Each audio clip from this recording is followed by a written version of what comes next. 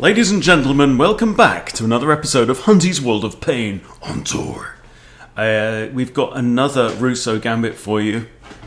I know, but I'd share the games where I play almost perfectly and really just make my opponents suffer. So we've got an e4, e5, knight f3, knight c6, and the Italian game. You get a lot more Italian games below 1500, it tends to shift to the Spanish. Then the Rousseau Gambit continues with pawn to f5. The computer thinks I'm a fool. But here, white accepts the pawn. You should not do that because it allows us to push the pawn to e4 with tempo. Here we have the queen blocks line. That's actually inaccurate because we do the same thing and then reinstate the attack on the knight. And notice that the knight still has nowhere to go. It can't go here or here. It can't go here or here. So the knight has to go all the way home. And now knight to f6 prevents the queen from coming to h5 with check because obviously there's no f-pawn. And the terrible move, pawn to d3, and this is pretty much losing now for white. Looks perfectly natural, but the problem is it allows us to come into d4 with our knight. So we're hitting the queen. Queen can't take the pawn. If the queen comes here, which I've had, it's a family fork on rook, king and queen, and that loses.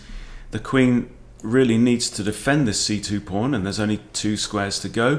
Wherever she goes, it doesn't really matter, because we can, this is very, very important to remember, take anyway.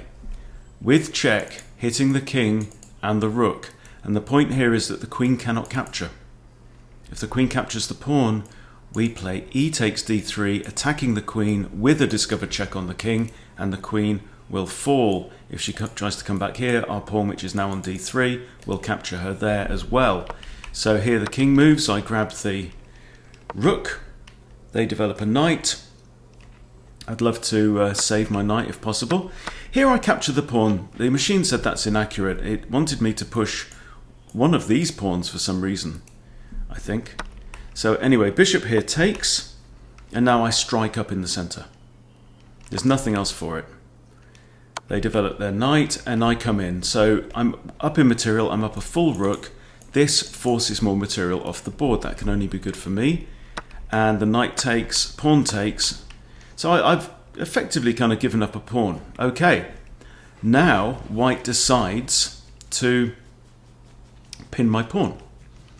Okay, so here the computer says that the most accurate move is bishop takes f5, defending the pawn. It's not what I play.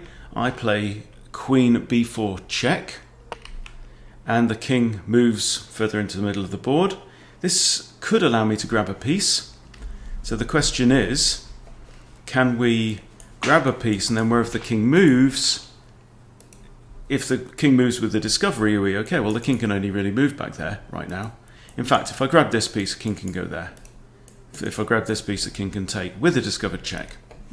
Okay, so I decide to grab the bishop anyway. Because yes, this is a discovered check, but that doesn't mean it's bad. I can block it with my bishop. All good.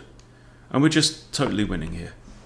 Knight comes in front of the king, and I grab the pawn, finally recapture my pawn with check. They take. So what was the best move here? It is bishop takes f5. Apparently giving up a piece, but no, and why? Because black's next move wins the game. Opponent resigns after long castles with a skewer on the king and the queen. The king really doesn't have many places to go, can't go there because of the knight. So the king would have to go to one of these squares. I mean, technically the knight could block, but then rook or queen just takes, and it's all over. So I thought you might enjoy that one. Thank you for visiting Hunty's World of Pain. See you later.